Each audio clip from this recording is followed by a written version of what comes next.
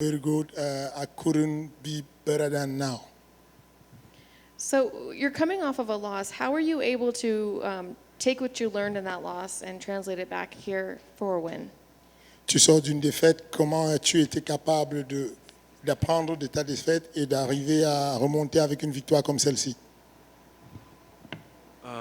Les défaites, j'apprends beaucoup sur les défaites. Les défaites, ça me fait grandir. Vous pouvez le voir dans mon Sherdog. Chaque fois que je perds, je reviens très fort. Et voilà, la dernière défaite que j'ai eue, j'ai énormément appris dessus avec mon équipe, le Ma Factory, mon coach, Fernand Lopez, mes frères, Daguir, Ibrahim, tout le staff, quoi. On a travaillé beaucoup sur les petits détails, sur les erreurs et ça a marché. Most of them I learn about my defeat. If you check my record, I have 3 defeats, and every time that I've lost, I come back with a very strong straight win. And I did learn with my gym, MMA Factory, my coach Fernand Lopez, my brothers, Dagi Imavov, Ibrahim Imavov, which is good fighter. And I did learn, I did go in the detail, and we did improve together. So when that happens, are you guys just watching that fight over and over and over and just dissecting everything you did wrong or what you did right, or how exactly does that look? Comment ça s'est passé pour que tu apprennes? Est-ce que notre méthode c'est quoi? Est-ce qu'on dissèque les vidéos encore et encore et puis on choisit où on a fait des erreurs pour améliorer? Comment est-ce que tu expliques comment ça s'est passé concrètement notre amélioration, l'analyse vidéo et tout? Est-ce que tu as fait ça ou pas? C'est les analyses vidéo. Pour moi, je pense que la vidéo, j'ai le regardé au moins 200 fois. Et vraiment, quand je dis 200, c'est vraiment ça. Je regardais au moins 5-6 fois par jour. Et je connais par cœur mes erreurs. Et mes coachs, mon staff, ils ont fait la même. Et voilà, c'est comme ça qu'on analyse. Yeah, that's perfectly true. I did watch the video probably 200 times. I mean, when I say 200 times, I mean it. Like 6 times per day, I did watch the video again and again and again. I know every mistake that I made, and I had the debriefing with my coaches, and we talk about it, and I'm very glad that I did improve. What do you think the biggest takeaway from that was? What was that one thing that you focused on the most? S'il y a quelque chose à retenir, que tu as retenu de ta défaite qui t'a vraiment poussé vers l'avant, s'il y a un élément que tu dois donner, qu'est-ce que tu as retenu qui t'a fait pousser aller de l'avant? C'est d'écouter attentivement son coin. C'est ça. C'est ma défaite, ça se conclut sur ça. J'ai pas écouté, j'ai fait à ma tête. Et fallait que j'écoute mon coin. Et voilà, je grandis, je deviens de plus en plus professionnel. Et on va avancer. Voilà. If I have to take something, is listen my corner. I think definitely this is the thing that I remember the most. This is the thing that I learned the most. Is that and last time at some point I didn't listen my corner, and that cost me the victory. And from there I decided to always listen my corner. And going into this fight, was Ian the fighter that you expected, or was there anything in that fight that kind of shocked you about him? Ok, sur ce combat, est-ce que c'est exactement comme ça que tu attendais Ian Heinisch, ou il y a quelque chose qui t'est surpris dans celui que tu as vu dans l'octogone? Oui, je pensais qu'il allait être plus offensif, qu'il allait avancer beaucoup, qu'il allait mettre beaucoup de pression. Mais voilà, on a pu bien gérer ça. J'ai travaillé beaucoup sur ça et on a réussi à éviter cette pression-là. Je pense que dès le début du combat, c'est moi qui a commencé à mettre la pression et c'était un peu compliqué pour lui, je pense.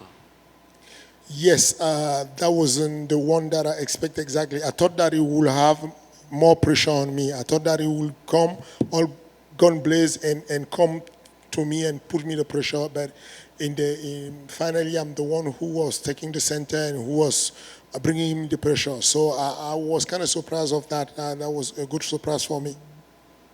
And when would you like to get back in there? Quand est-ce que tu souhaites reprendre le combat? déjà les entraînements, je vais les reprendre dès que je vais partir à la maison. Direct, je vais aller à l'entraînement et je vais attendre qu'on me donne une prochaine date le plus rapidement possible. First of all, as soon as I go home, I will back to the gym right away, and I will sit there waiting the matchmaking to call me. Whenever they call me, as soon as possible, I will come back in the cage. Is he going to watch this fight 200 more times? Tu vas encore regarder ce combat 200 fois? Un peu moins quand même. Je l'ai gagné, donc A little bit less, because I win this one, so I think that will be a little bit less. Thank you. Nasruddin? Congratulations. thank you. Is there someone that you want to fight next? Est-ce qu'il y a quelqu'un qui te vient en tête que tu as envie d'affronter prochainement? Prochainement, pas tout de suite, mais je vais un top, peu importe, un top 15. Aujourd'hui, on m'a donné un top 20. Et avançons, j'ai envie d'avancer, donc j'espère qu'on va me donner un top 15 ou un top 10, pourquoi pas. I don't have any name, but I hope that I can have a ranking fighter. I want to have a top 15, a top 10, and that's what I want. And then finally, do you want your next fight to be in front of a full crowd with fans? Est-ce que tu souhaites que ton prochain combat soit devant une foule, devant une grande foule, avec beaucoup de monde ou pas? Carrément, carrément, le public, ça me motive beaucoup. Déjà aujourd'hui, il y avait quelques personnes et c'était pas comme j'étais mieux, j'étais trop bien, c'était pas comme d'habitude. Les 2 derniers combats que j'ai faits, c'était pas pareil et j'espère que prochainement je vais déjà combattre en main carte et devant beaucoup de spectateurs, beaucoup de monde. Definitely. The audience pumped me up, and today there was a little bit, couple of people there, and that was a little bit exciting. But I really want to have a big audience and a lot of people. I think that could be something cool. Congratulations. Thank you. You were able to go out there and negate Heinish's pressure. What was the game plan going in there for him? C'était quoi le game plan?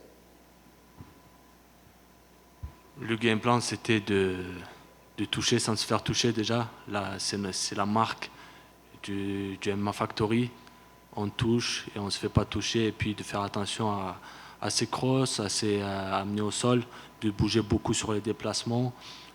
Et voilà, de mettre la pression. The game plan was to, first of all, touch and not get touched. That's the trading mark of MMA Factory. We touch and we don't get touched. And that was also avoiding his overhand, avoiding his wrestling, avoiding the pressure, be light on the feet, be on the toes.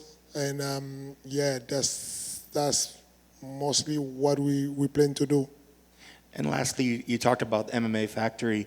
Looking at the state of MMA in France, you got Cyril Gane fighting for the interim title. We have Bodo that did really, really well. We have yourself coming up as well. What would you say to the state of MMA in France right now and the killers that are coming out of that country? Parlant du MMA Factory, parlant de la France et tout, il y a Cyril Gane qui combat bientôt pour la ceinture, Alan Bodo qui a fait un bon début de combat l'autre fois, toi qui viens de gagner, qu'est-ce que tu peux nous dire sur le MMA français, le MMA du MMA Factory, qu'est-ce que tu peux dire dessus? Le MMA français, c'est un gros niveau quand même. Là, on démarre à peine, on est déjà 5, il me semble, 5-6 à l'UFC. Donc on a un très gros niveau en France, très gros niveau. Et voilà. Well, we are just starting now because I think the level in France is very high, but people do not know France is one of the countries the most underestimated, and I think we are coming. We will be coming forward, and there will be more and more talented guys. Congrats on the victory. Thank you.